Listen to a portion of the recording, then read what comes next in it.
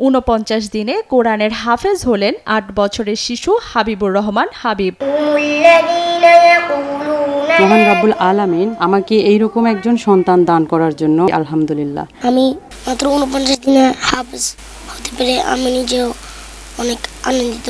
৫ পৃষ্ঠা থেকে সবক দেওয়া শুরু করে মাত্র ৪৯ দিনে পুরো কোরআন মুখস্থ করলো এই শিশু। রবের দরবারে লাখো কোটি শুকরিয়া আদায় করতেছি যে আজকের এই হাবিবুর রহমান মাত্র ৪৯ দিনে সে কোরআন হিফজ সম্পূর্ণ করেছেন। একই দিনে কোরআনের হাফেজ হয়েছেন হাবিবের বড় ভাই আব্দুর রহমানও। তবে তার বড় ভাই আব্দুর রহমান ১ বছর ৬ মাসে হাফেজ হয়েছেন। আমার ছোট ভাই মোহাম্মদ হাবিবুর রহমান মাত্র ৪৯ দিন হাফেজ হয়েছে, এই জন্য আমি খুব আনন্দিত।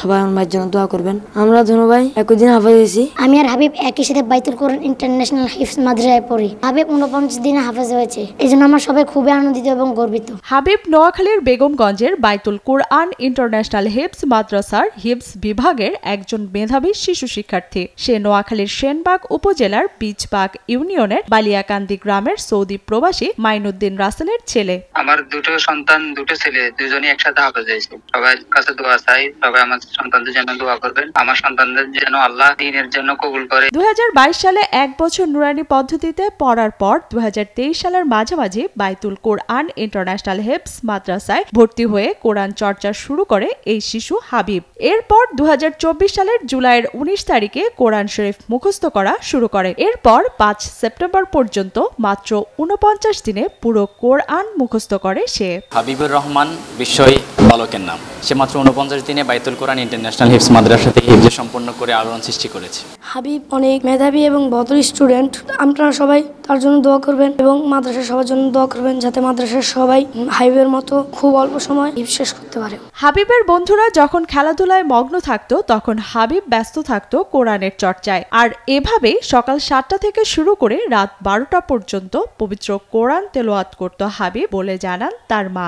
এমনও দিন গিয়েছে যে সে আমার সাথে সকাল ৭টা বাজে দেখা করতো, রাত ১২টা বাজে আমি শিক্ষকের কাছে ফোন করে বলতাম যে হাবিবকে তো আমি একটি বারের জন্য দেখি না, ও কি করতেছে। তখন ও তো মেহনত করতেছে। আর বিকেলবেলা যখন খেলার টাইম হতো তখন সে কি করতো, খেলতো না, সেই পিলারের এক কোনায় গিয়ে বসে সে পড়তো। এমন বিরল কৃতিত্ব অর্জনে উচ্ছ্বসিত হাবিবের শিক্ষক, পরিবার, আত্মীয় স্বজন ও সহপাঠীরা। আগামীতে যেন হাবিব তার এই মেধাকে কাজে লাগিয়ে ইসলাম এবং দেশের খেদমত করতে পারে সেই প্রত্যাশা করেন স্থানীয়রা। আমরা আসলে এলাকাবাসী গর্বিত এবং আনন্দিত।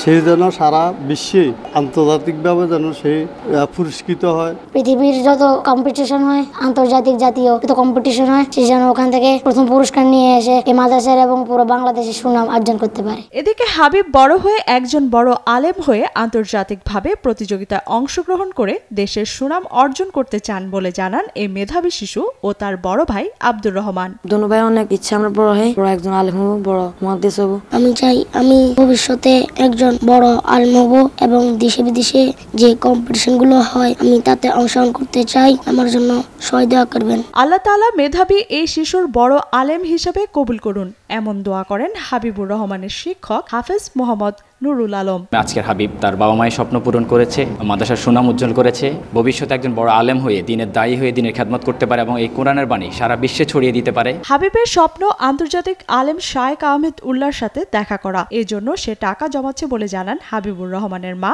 সাজেদা আক্তারও। আমার ছেলের আরো একটা ইচ্ছা, সে শাইখ আহমদুল্লাহ হুজুরের সাথে দেখা করবেন, তার থেকে একটু দোয়া নেবেন।